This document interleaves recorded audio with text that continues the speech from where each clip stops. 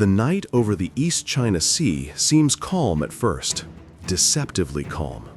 An H-6N bomber slices through low clouds, engines a steady hum, moving like a hunter just beyond detection.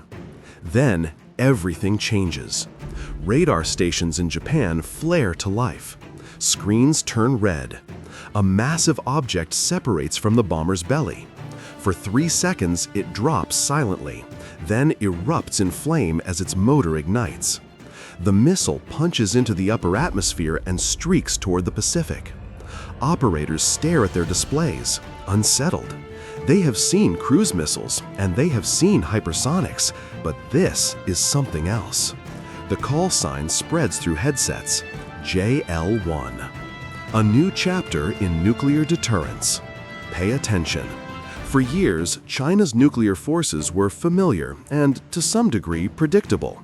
Road mobile and silo-based ICBMs on land, ballistic missiles carried by submarines near the littorals. Powerful but trackable. The missing piece of the triad was an effective airborne leg, a weapon that could be launched from the sky, from anywhere and at any time. That gap has been closed.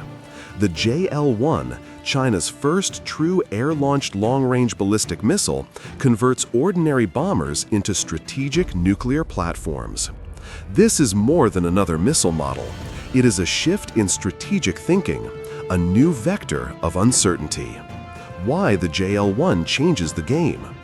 From a high-flying mothership over the South China Sea, the Gobi Desert, or the open Pacific, Beijing can now put a ballistic strike on a trajectory that no single radar net can fully cover. Missile defense systems that were designed to anticipate threats from the ground or sea face a new challenge: attacks that originate from altitude and from unpredictable directions. The United States, which relied heavily on air and sea dominance supported by systems like the AGM-86 ALCM and the upcoming LRSO, suddenly faces an unsettling reality. China has closed the gap. The quiet rise, how it appeared. The JL-1's emergence wasn't accompanied by fanfare. Instead, it moved in on routine training flights.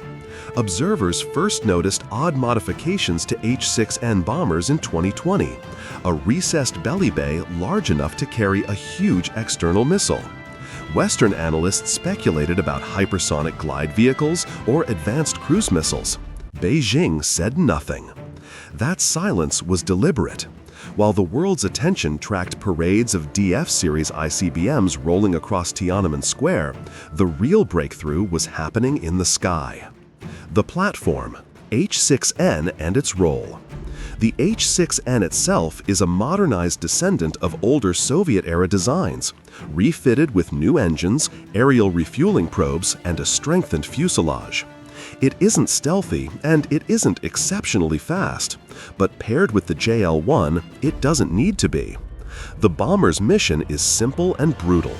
Carry the missile to altitude, release, and let the missile's thrust and ballistic trajectory do the rest.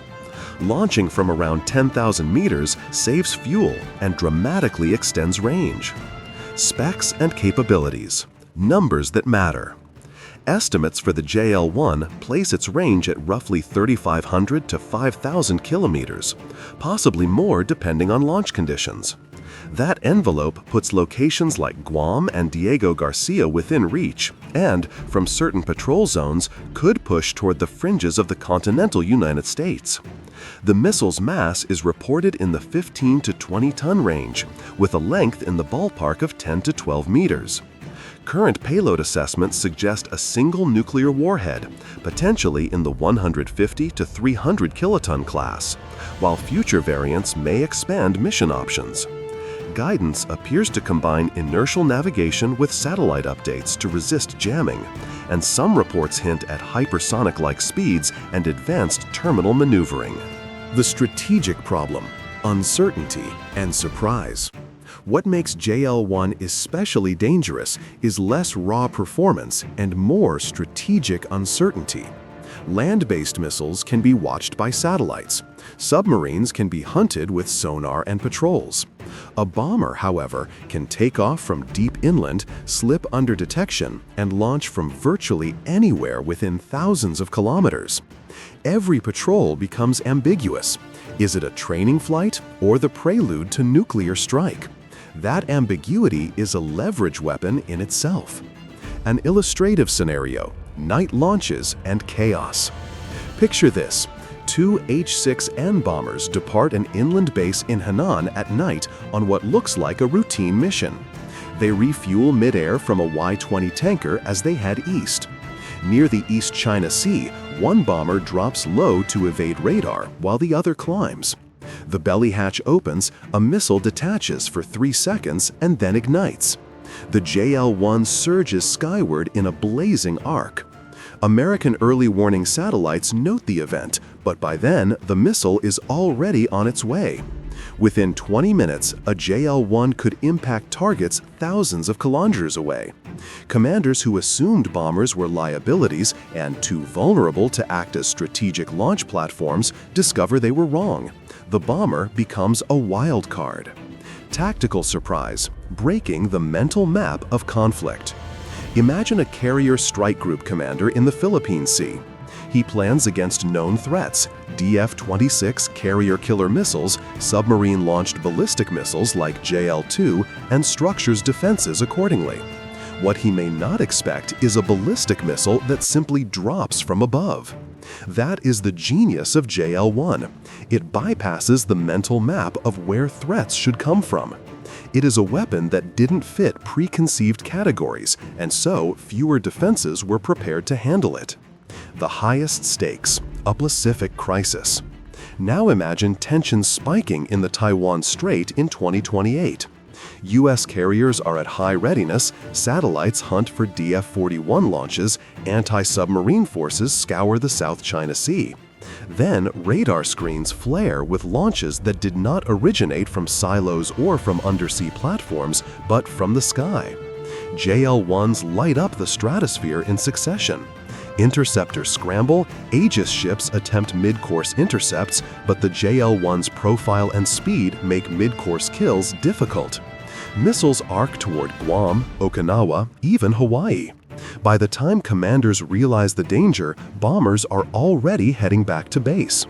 The strikes land on hardened targets once believed safe, and the perception of dominance in the Pacific sky fractures.